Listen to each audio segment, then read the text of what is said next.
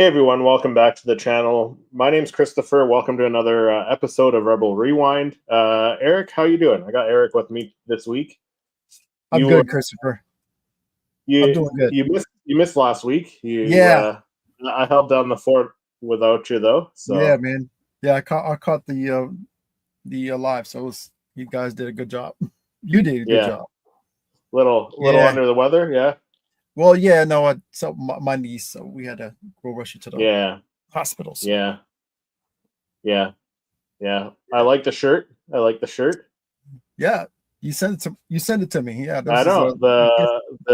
the Andor Yeah, winner, right? The Andor shirt. yes, sir. Yeah. Awesome Yeah. shirt, man. Had I known you were going to wear that, I would wear mine too. But I mean, hey, we, we got plenty of time when Andor comes out, so Little we'll wear Andor's that. Like, yeah, we'll wear that for Andor the stories. premiere. Yeah, Yeah, for sure. right.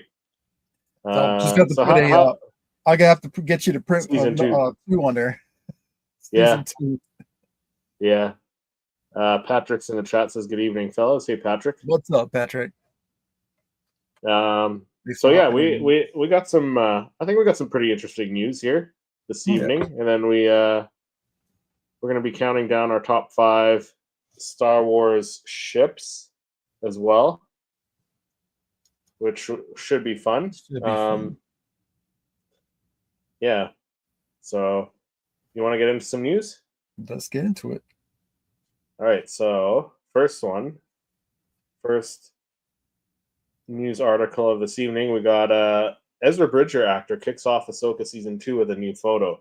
So that's exciting because it's an update, right? As far as Ahsoka season 2 goes, we knew it was going to start Mm-hmm. filming pretty soon, but now we actually have an update. So based on the recent breadcrumbs on social media, it seems Ahsoka season 2 is beginning filming soon, ahead of the launch into hyperspace with Ahsoka season 2.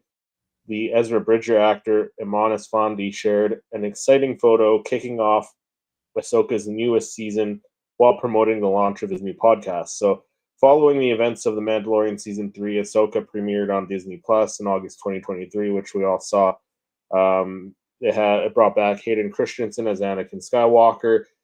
This next season has quite a few rumors that Obi-Wan's supposed to come back. That Captain Rex might be in it. There's been Mm-hmm. all sorts of rumors. So Amanis Fondi kicks off Ahsoka season 2 with this post here that he put on social media. So congrats, Amanis Fondi, on launching your podcast, Keepers of the Fire, kicking off Ahsoka season 2. So that's I would say that's pretty close to official news, right? Mm-hmm. That it's starting up pretty soon. It didn't say a date on here, but apparently he's kicking off filming, so that must mean he is in Ahsoka season 2 as well. That's confirmation right there. I would Yep. take that as confirmation. So, yeah, the indication that Ahsoka season 2 is kicking off, quote unquote, is a significant update to the production of the new season. While there's no official update that Ahsoka season 2 has begun filming, it's clear indicator that it won't be long. So the status of Ahsoka 2's filming and production. So production on Ahsoka season 2 is gradually taking shape, kicking off with filming expecting to begin in the coming months.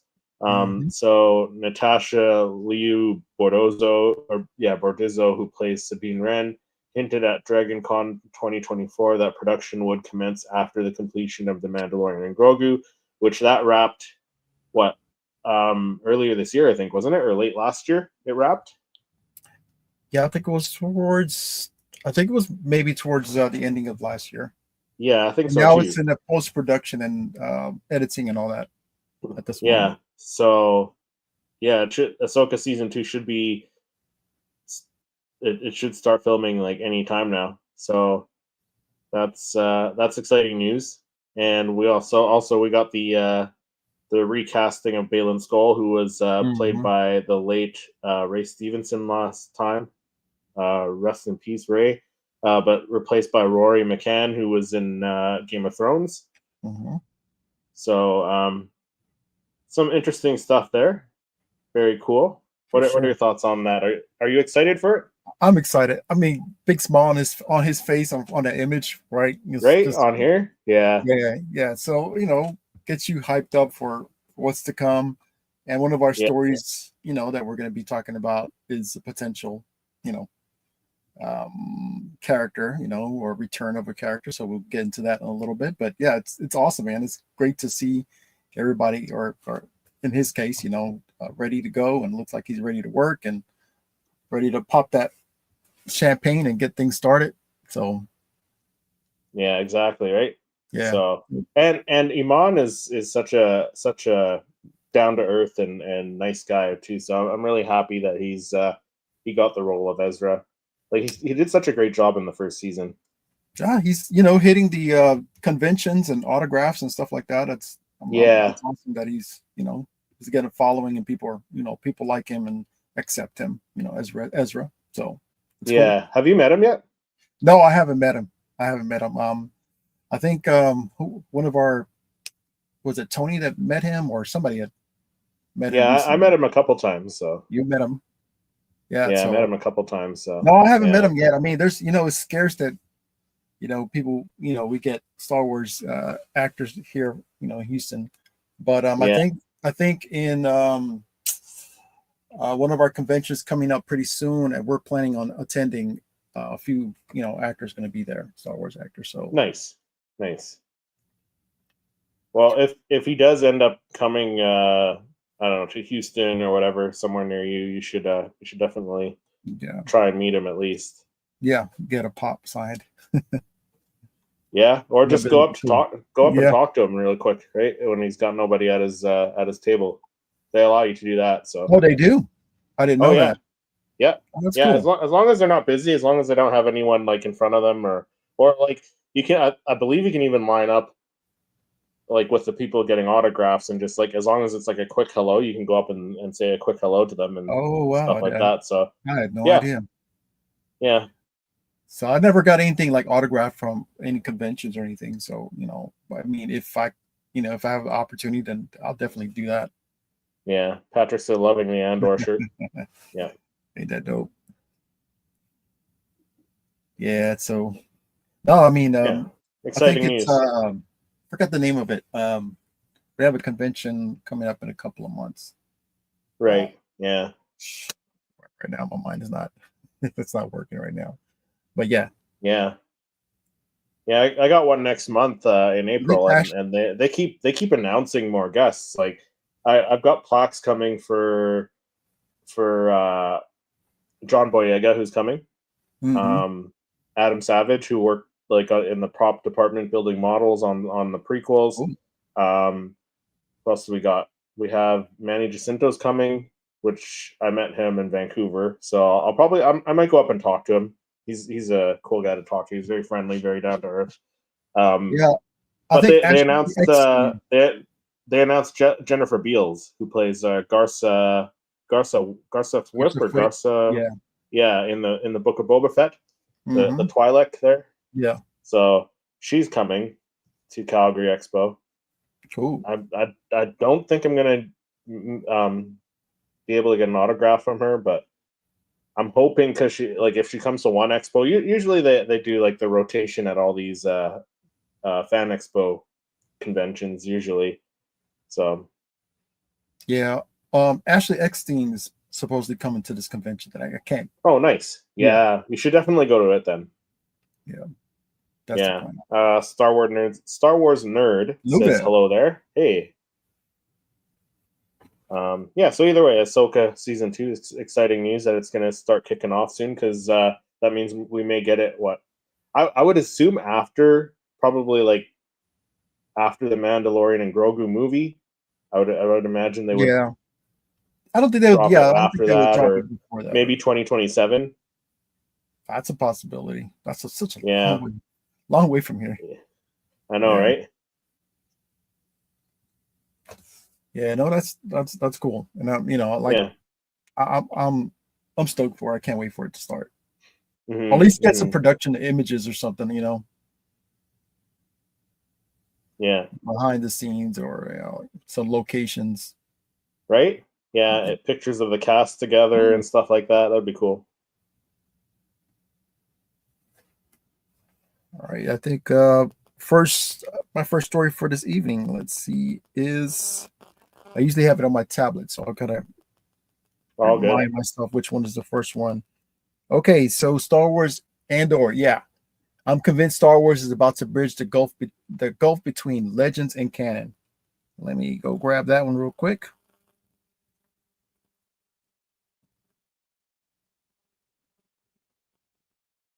Here we go. All right. Let me read off yours. So the latest news from Andor season 2 has convinced me that Star Wars is finally bridging the gulf between canon and legends. There's always been so much more in Star Wars than just the movies, and I'm living proof of that. I remember, well, he goes off to remember the New Hope in Christmas of '91, and then let's. So the EU expanded massively over the decades that followed. Sadly, Disney found the sheer scale of EU too much in the House of Mouse, including the Lucasfilm back in 2012. It didn't take long for them to declare all those stories to be legend. That said, Star Wars has continued to bring some of my favorite the writer's direct favorite Legends characters. So season 2 is showing major Legends event. So the Gorman massacre is one of the worst atrocities committed by the Empire, first mentioned in the tie-in back in '94. Approximately enough, Wilhuff Tarkin is at the time was a captain of the new regime, was personally responsible for when the ship arrives to the planet Gorman in the CERN sector. Peaceful protesters tried to prevent him from landing, and he simply hadished his vessel upon them, killing them all. So in Legends, this event happened just a year after the event of Star Wars Episode 3, Revenge of the Sith. It persuaded Mon Mothma and other senior politicians um, that the Empire could not be overthrown by peaceful means, began to build up a rebellion against them. So the Gorman Massacre made the jump to canon in Star Wars Rebels, now moved to BBY, and moved into the event that led Mon Mothma to leave the Senate and declare rebellion. Andor season 1 name dropped the Gorman and personally felt inevitable that the canon version would happen in season 2. So this confirms that the subtitles confirm language provided by the crowd demonstrating against the Empire was Gorm. After 31 years, Andor is finally showing the Gorman atrocities. So looking at the footage, it's clear that Star Wars canon is ready to improve the Gorman massacre, moving the story much more compelling and straightening out some of the confusion in canon. So here's Tony Gilroy's explanation. So there's also a bit of confusion. This is Tony Gilroy said there's also a bit of confusion about the Gorman massacre and what is the Gorman massacre. There's a lot of confusion within canon.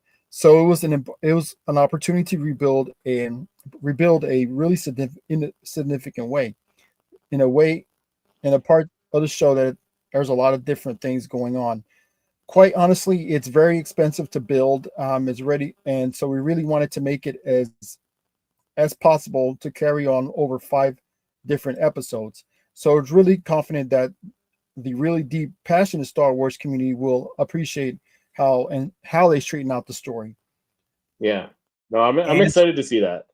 Yeah. So I mean, so this is like straight up.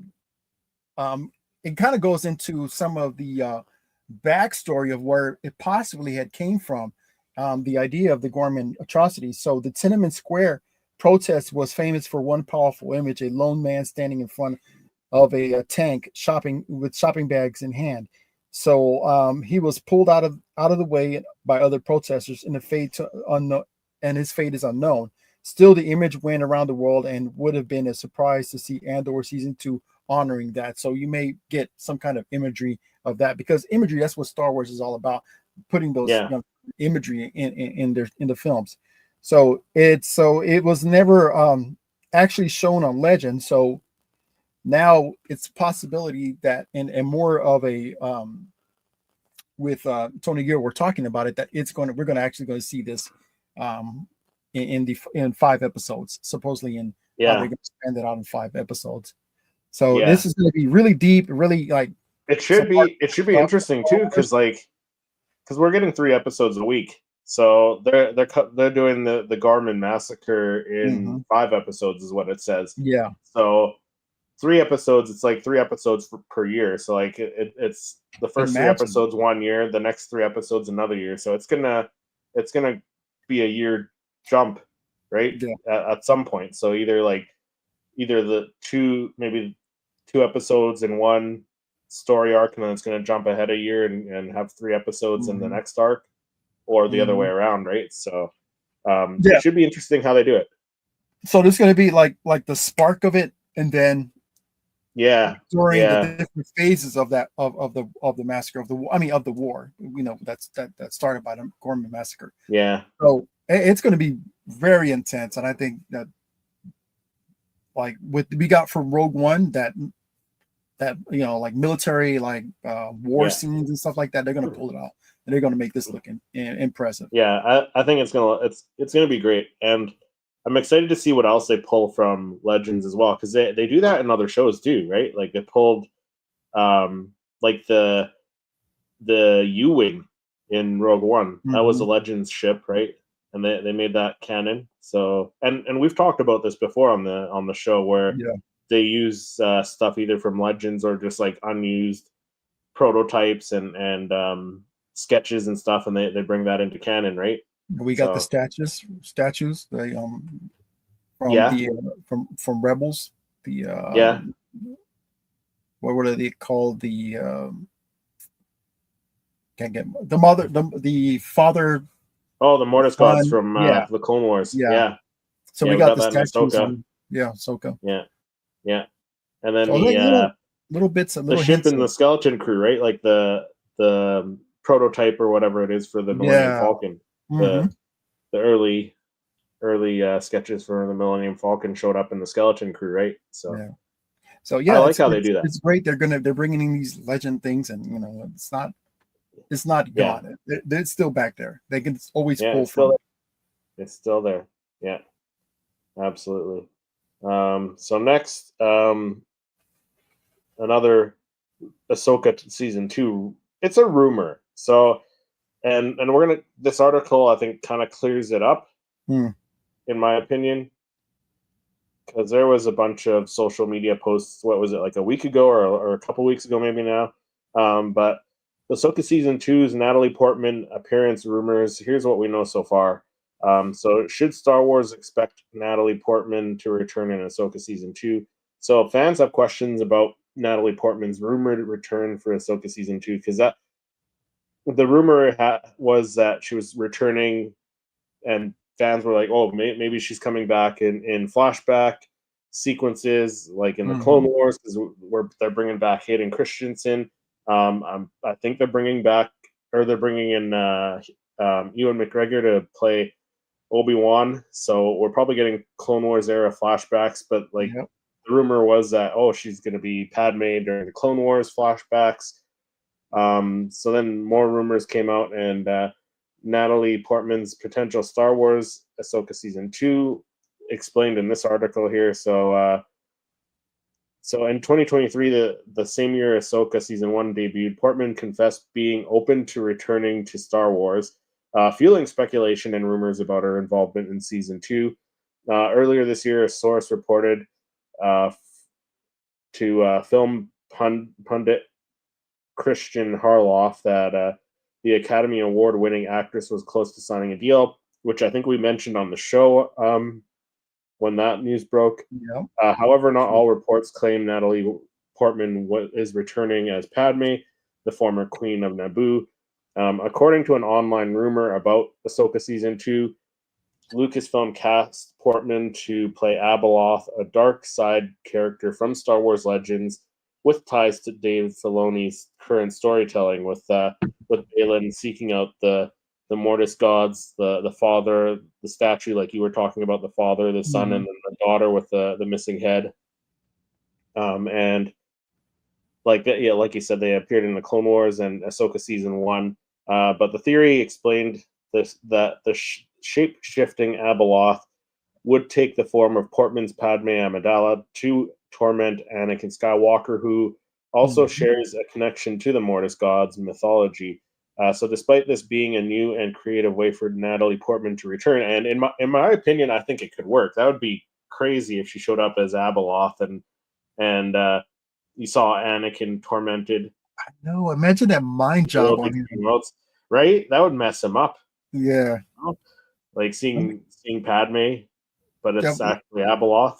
So like I could see that working. But despite all that, the rumors there, unfortunately, the report and its accompanying poster, which floated around social media, it was fan made. So it does, Okay. however, illustrate not only the audience's interest in the actress's reprisal, but their confidence that she will inevitably be in Ahsoka season 2, which she could still be in Ahsoka season 2. It's Mhm. just Yep. kicking off now. Sure. We might not hear anything for a little while, or maybe that's something to keep under wraps, right? Mhm. So, yeah. What do you think? What do you think of this? Yeah, I think I was like reading a little bit more on Abeloth and how she Yeah. would like shapeshift into like Luke's like love interest, and how like twice, and how she would like try to get him, manipulate him to do, or to Hmm. to get her, to get his help, or to use to use him for his the force, the force powers he has.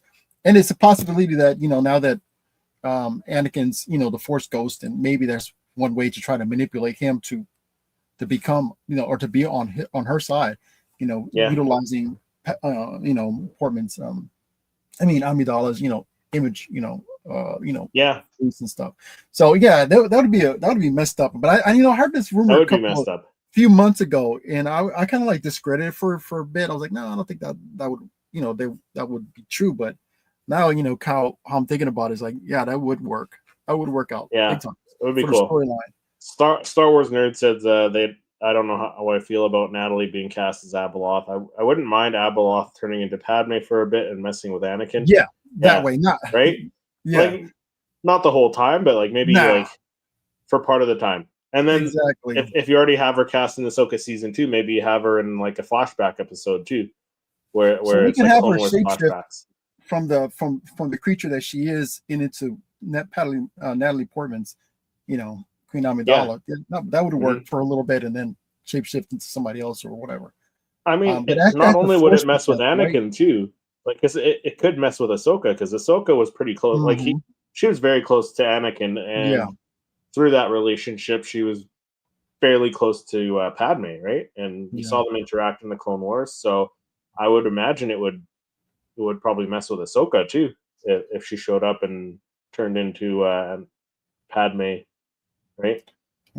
So Uh, the question is, can this happen? I think it It's a could. possibility. I mean, I think it's a possibility. story wise, if they write a good story, then they can Yeah, implement this.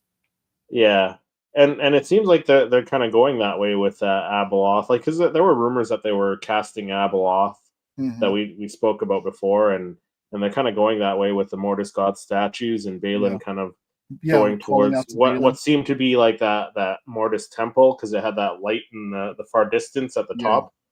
Yeah. And then this also in this article it said that Jeff Snyder, Dean Snyder, um, reported a while back that Natalie Portman did shoot some stuff for the Obi-Wan Kenobi series, Yeah. meaning like the prequel star could have reprised her role. However, Star Wars removed Portman's appearance from the final cut before the series aired on Disney Plus. So it's possible. Maybe they bring her back for Ahsoka season 2. Yeah, she's on the docket. I mean, she's Yeah, there. She's she said available. she's open to it. Yeah, she's available. Exactly. She's open to it. Right? Yeah. I Why mean, not? in a smart way, just do it in a smart way. Yeah. Bring her. I mean, if So even what if do you think? What do you think? You think we get her in Ahsoka season 2, whether it be like a flashback or I think Abeloth? a flashback would probably be Yeah. where they would go with this. Yeah. Now, it's a possibility that they do introduce Abeloth in Ahsoka season Yeah. 2, because I mean Well, it's very dark, I think they will. I along think with they'll where it's introduce going. Abeloth. I think they'll introduce Abeloth. Maybe they might not use Natalie Portman as Abeloth. Yeah. But I mean, if she's already there filming flashback scenes, why not do like a quick Yeah. transform into I know. Padme and mess with Ahsoka and Anakin, right? So that be cool. That'd be smart if they did. Yeah. They did that. Star Wars Man if you says wanna, that I'd love to see Natalie back, but at what point would it be cheaper to just give us some live action Clone Wars missions, specials, or movies? Assuming she just does flashbacks. I would love to Yeah, see you do that. I would love to see live action Clone Wars, but like at the same time, like you're gonna just tell like different stories from the Clone Wars. Like I don't know. I don't know. Maybe give us some other story. Maybe like a story just about the Queen and her becoming the Queen, or something like But that. they talked about some. Was it that they talked about some storylines that they haven't used for Clone Wars? I think they were talking about. I think there were a lot. Right? I mean, why not do just a season, a live action season, a short season of 30 minutes? Yeah. And a whole full season, maybe 15 episodes or 20 episodes. Yeah. And then that'll be the next season of Clone Wars, and that'll be it. We'll get our live action Clone Wars. Yeah. There's a lot. There's the lost missions or canceled arcs that they could use. Yeah. Yeah, exactly. Yeah. I don't know about a movie. Maybe a series could work. Yeah. Right? Yeah, a series would work. I mean, a movie would be, imagine that. But I get it. I'll settle for a series. But I'm also all good with the flashbacks if they want to like bring her back for like a flashback in Kenobi, because who's to say like if they ever do if they do like a Kenobi season 2, maybe he has flashbacks to the Clone Wars era as well, right? Because like he had flashbacks to him and Anakin training. Yeah. So yeah, if they want to do flashbacks, I'm all for it. Yeah, do as many as possible. I would love to see these original, I mean, these prequel era characters back, big screen. Yeah, yeah. Or like I said, in a season or a show or something like that, a series or something like that. Yeah, yeah, that'd be cool. I'd be down. Yeah. All right. So was this mine or yours? This is yours is next, Chris. Sorry. No, this was yours. I just did mine. Okay. I don't want to step on your toes, man. All good. Right, so all good. The Mandalorian and Grogu had a $166 million production budget. So the California Film Commission revealed today that, a couple of days ago, that a total of 51 films has received tax credits to shoot in California. The list published on their website includes the upcoming Star Wars and The Mandalorian and Grogu. So we have already learned that this year that would be the case, and the tax credit would be near 20 million. But the list also reveals that the Jon Favreau directed film has a $166 million production budget after shooting for 92 days between June and November of last year. So the film is currently in post-production and debuted a teaser trailer in front of D23's audience last August, which hasn't publicly been released yet. So the movie will also be the center topic for an hour-long panel at Star Wars Celebration in Japan. Look, you guys who go, I wish I would go, but maybe some year. But okay, so the main cast is expected to reveal there, as well as as some early plot details in a larger trailer. The only time will tell if the footage is also publicly released.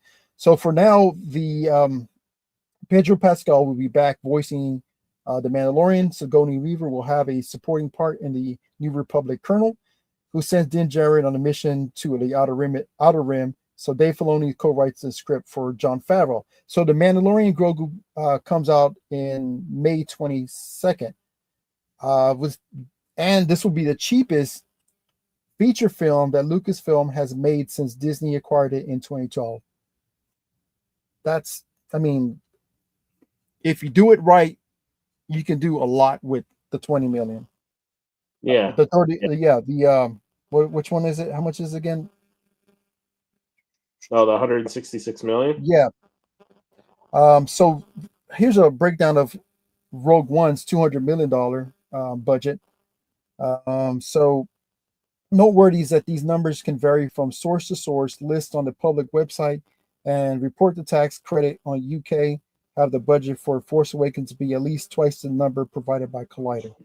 Oh, it's interesting that the prequel, I mean the sequel trilogy films had a huge budget, like 226 million dollars for was it the Last Jedi or the Force Awakens, and this movie only got 163 million dollars. But I think that's not a bad thing. I think then that's actually a good thing. Bring the budget down, let them work Yeah. within that budget, and you can do some incredible stuff with that money.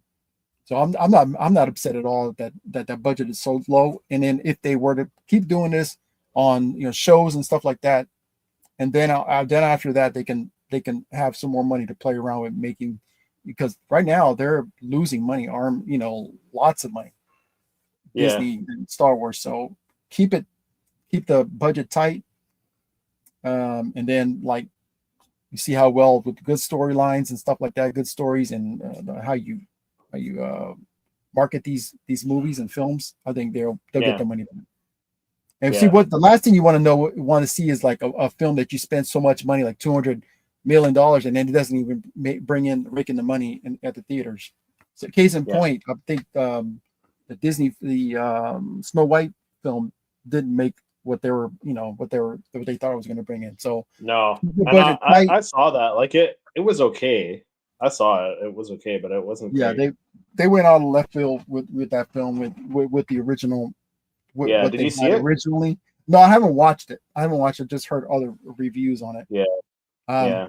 So I didn't find it interesting, and the the dwarfs, they just look so bad. I'm not gonna spend my money on it.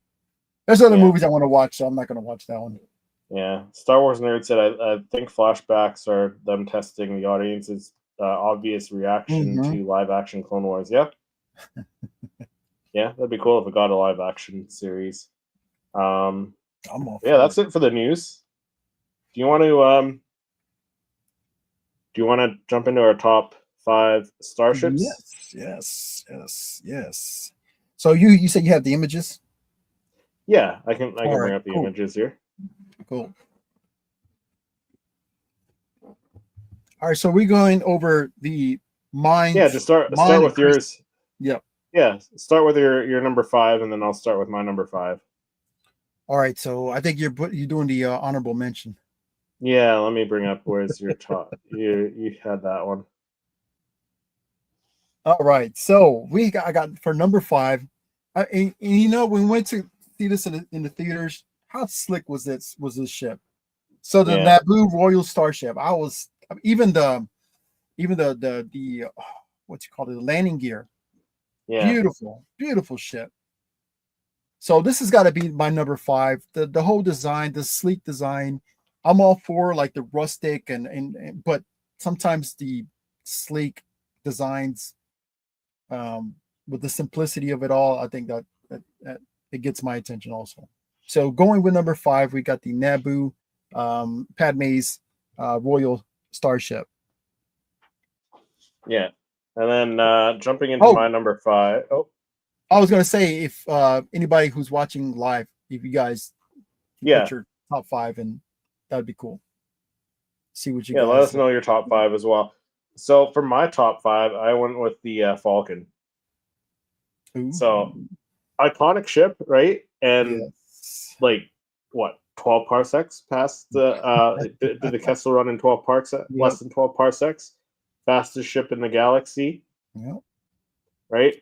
I like the design, but like out of the other ones on my list, it's my least favorite out of like my whole list. But I still like the design. Like I like the round design with the cockpit off to one side, and then we really got to see this design kind of shine in Solo a Star Wars story when he kind of like Mhm. whipped it up, like he kind of whipped the ship pivoting around the cockpit and smacked the TIE fighter and destroyed that TIE fighter when they were escaping Kessel there. So, yeah, So just a I got really a cool question. design, iconic design. Yeah, So do you prefer this version or the this solo version with that's the tough.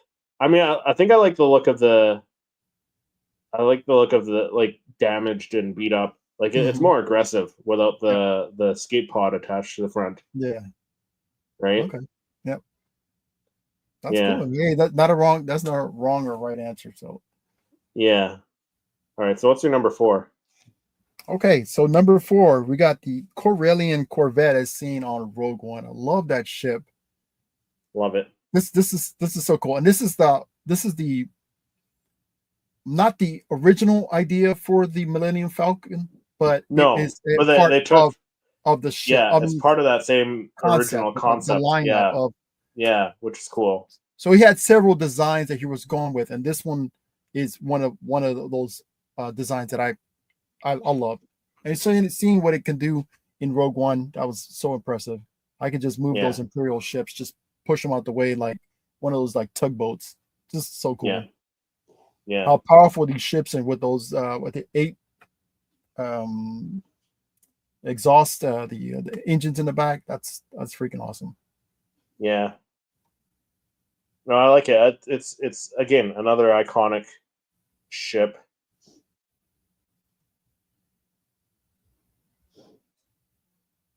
And like you said, like again taking some bits from that concept for the original Millennium Falcon, right? The original Mhm. concept, right? So um yeah, I do like it. So my number 4 pick. So I went with another fairly iconic ship, and we're keeping things canon, so everything canon. So I went with the B wing.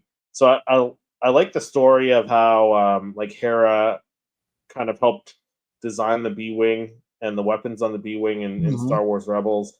But I like the pivoting, like the cockpit stays still, where the rest of the Yeah. body of the ship kind of like pivots around it, depending on what kind of flying maneuvers you need to do, right? And That's the wings fold down, which ships with wings that fold down, they just look cool, mhm. in my opinion. Which Yeah. you'll see because I have another one on my list where the wings fold, and I like the style of it. It just looks cool.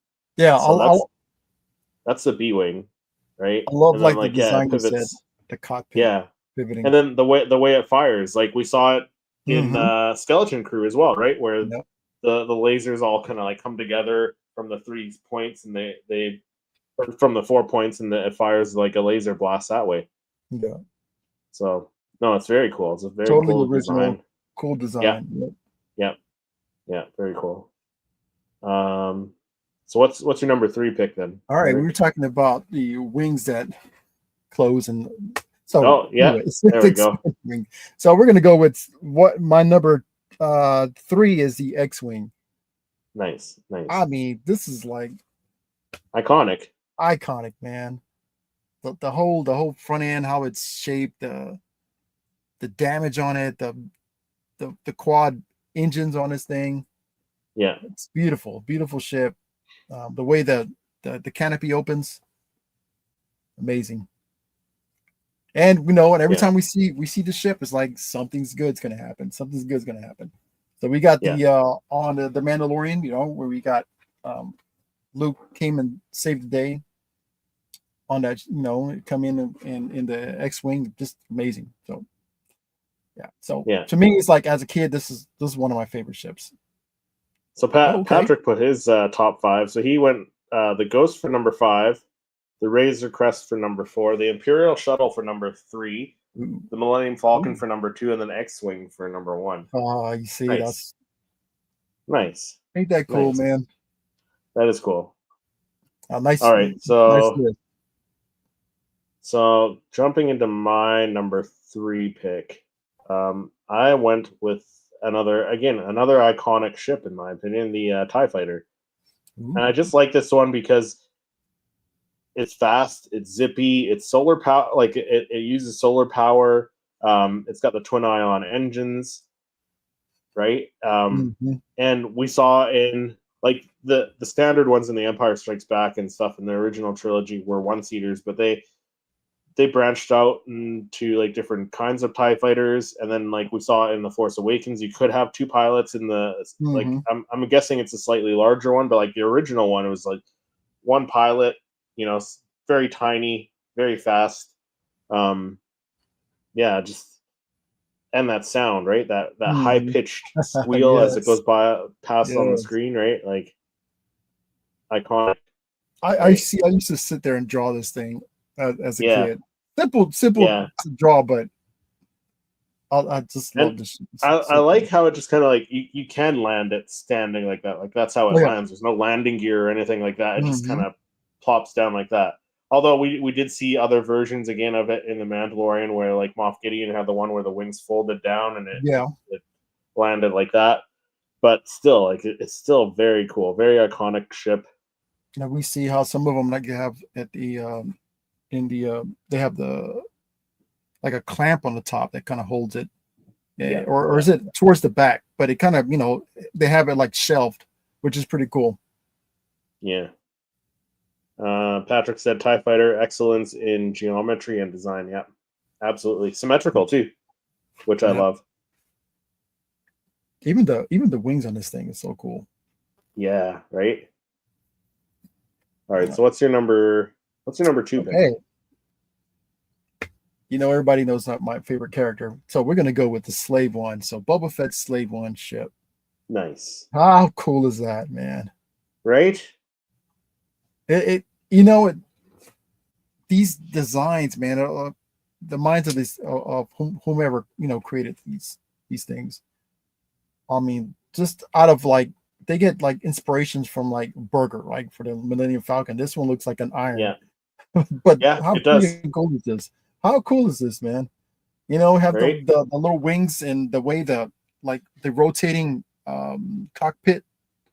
Yeah. However, Yeah. like when you're landing or and you're Yeah. flying Because up, it how lands it on its just back, right? It rotates. lands. Yeah. Yeah. No, that's wicked. Yeah. Wizard. So yeah, this is my number Wizard. two. Yeah. Only ship cooler than Boba Fett's is Jango Fett's Slave One. I mean, you know what? I like the damaged look of Mhm. the red and the green. So I prefer Boba Fett's version of it So we're gonna do our myself. before we do our number one, we're gonna do honorable mentions. Yeah, so let me do my number two pick. So my number two pick, like I was mentioning, another folding wings, the Imperial shuttle here, Ooh, right? yes. So folds when it lands, the landing gear comes out, and I just like I've always loved seeing this ship in Return of the Hmm. Jedi, but like also in other Star Wars content, we've seen it in like Mandalorian and stuff like that. Hmm. But it's just you got the cargo space, you got the space for a crew, like a bounty crew, like a crew of bounty hunters or whatever, whatever your crew you're carrying. Um, and then like when the wings fold down, it's very iconic again, So iconic. very symmetrical again, right? So Hmm. yeah, it's a cool ship. It's a cool looking ship. It's gonna Yeah. it's not gonna do very well against another ship that has more firepower, right? More Yeah. defenses. Because I think it's only got the blasters on either side, like on just beneath the wings there. Um, so But a yeah, ship like this, it says somebody's importance coming. So this is very yes, yeah, right. So I like it. So yeah, you want to elegant. jump So, into our honorable mentions there, Eric? okay. So we're gonna go with my first honorable mention. We Okay. have the Fondor Hallcraft Yes. Lutheran Rails ship. Which this is the Nothing one fancy that about had this the thing. it had the lasers, right? That came Yeah, out and he the did that. laser, Yeah, and then yeah, it has defensive, like a defensive that it shoots out like these little, I don't know what you call it, ballistic or like shrapnels or something, shooting right, at the right. yeah. So it's like it's made for offense, defense, sleek design, the way it looks. Yeah.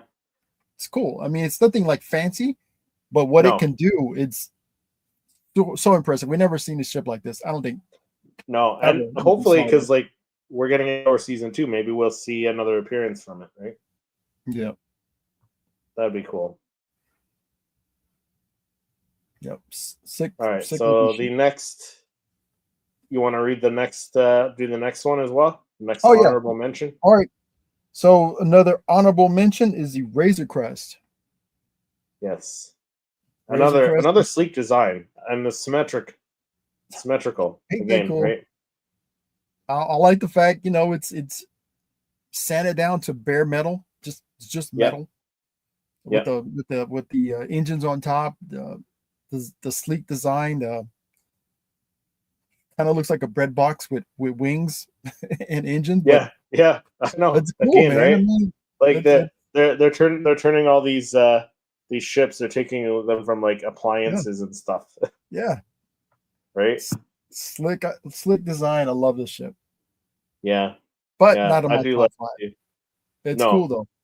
it is cool though. If we Yeah, had a I top would rank it. I would rank it like in my if we're top to do a 10, top that'd be 10. yeah. Yeah, it would be like above the Millennium Falcon for me, since the Falcon was number 5 for me. Mm.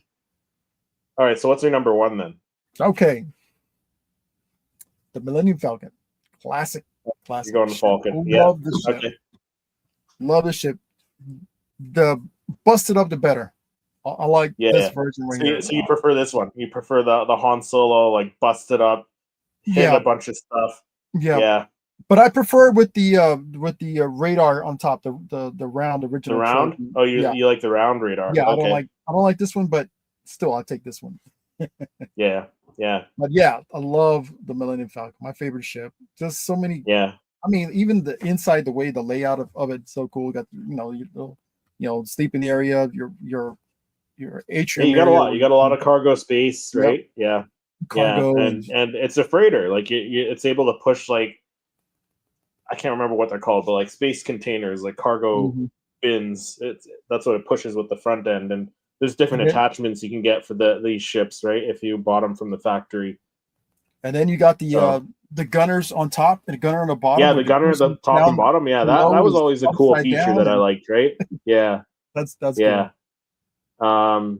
All right, and then my number 1 is Slave One. So Ooh, Eric's favorite character, my second favorite character, Boba Fett. Yeah, and again, like I just love the design of it, the sleekness, the wings. So like Eric said, like when it lands, it kind of does like a lands on its back, right? And the cockpit kind of hmm spins with the how it like pivots with how it is, and we saw a really great example of how that works in the Mandalorian season 2, right? When hmm they went and got Migs Mayfield off of that planet. So Yeah, you could we saw actually see that. like more of that Yeah, of it working inside. and then how he was like kind of flying. He was kind of like hovering, but like he was still seated backwards because he was still in flight mode, right? And he was hmm flying backwards, and they jumped on to the ship. And then we saw even more in the book of Boba Fett when it Yep. was taking on the Sarlacc, which I still think that's hilarious. Like the Sarlacc can pull down Slave One, but it can't pull down Lando Calrissian, Lando, right? strongest man out Lando, yeah, the strongest man this there. side of Yeah. the Dune Sea, right?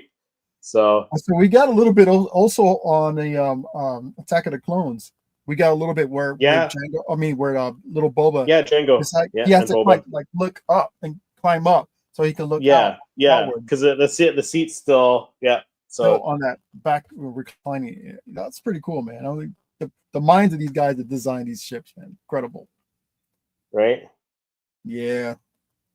So yeah, so we got Millennium Falcon and the Boba Fett Slave One on both our lists, which is cool. yeah. I think that's very fitting, right? Yep. I think it's kind of, I guess, odd that we didn't pick any. Like, I guess you picked a prequel ship, but like for the most part, we picked original Mhm. trilogy ships, right? Mhm. Yeah, I So mean, I love the Jedi starships, but they don't. yeah, They would probably be like further up in like maybe number Yeah, 9 I or think 10, again, but like in my top 10, I think the Jedi starfighters from the prequels would be in there. Um, I might even put like the Marauder, the Bad Batch, their ship, right? oh yeah, Which is it's very similar to the Imperial shuttle with the wings that hmm fold down, but it's just yep, it looks more aggressive. yep. Um, and it doesn't have like the cockpit at the front that hangs out, right? So, yeah, there's so many ships. There's so many great ships in Star Wars, like the Ghost The Patrick mentioned. Ghost. That would Oh my that God. would be on my that'd be my top 10 for sure. Yep. But yeah, no, it's just it's hard to make a top five, but when you got to pick five, you got to go with your favorites, right? So, yeah, let us know in the comments if you're watching this on the replay what your top five Yep. starships are. Keep it canon. We'll keep it canon this time. Maybe we'll do another one and include different ships from Legends and stuff that aren't canon, right? So hmm Patrick said Razor Crest that has that World War Oh II yeah. bomber look to it. Yeah, it does. hmm The Falcon is a Yeah. character at this point, not just a ship. Yeah, pretty much. And they, especially after Solo: A Star Wars Story, where they took L337 and plugged her hmm into the hyperdrive, hmm right? Yep. She's got a Yeah, voice. We just don't understand it. she got a voice. Yeah, exactly. So that does it for this episode of Rebel Rewind. Thanks everyone for watching and joining us in the chat this evening. And we'll have more news and rumors next week Yep. again. And thanks everyone. We'll see everyone in the next episode.